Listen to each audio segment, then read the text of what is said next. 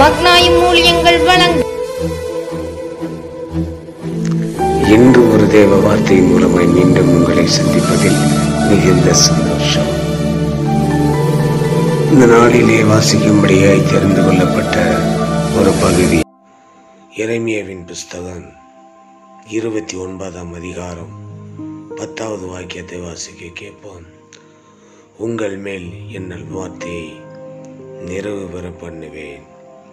கர்த்தருக்குள் பிரியமான அன்பு சகோதரனே, அன்பு சகோதரியே, அம்மா, ஐயா, ஆண்டவராகிய இயேசு கிறிஸ்து வார்த்தையில் உண்மையுள்ள தேவன். அவர் வாக்கு மாறாத தெய்வம்.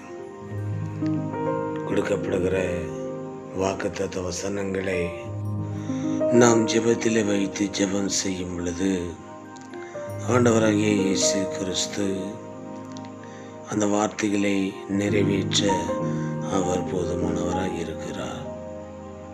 ஜெபம் செய்வோம். எங்களை நேசிக்கிற நல்ல பிதாவே, நீர் கொடுத்த வார்த்தைகளுக்கு நன்றி அப்பா. இந்த வார்த்தையின்படி ஒவ்வொருவரையும் கர்த்தர் பேர் பெற ஆசீர்வதிங்க. இரட்சகரையும் வைத்தி உங்களுடைய வேலைக்காரனை தாழ்த்தீர். இயேசுவின் நாமத்தில் பிதாவே, ஆமென். God bless you.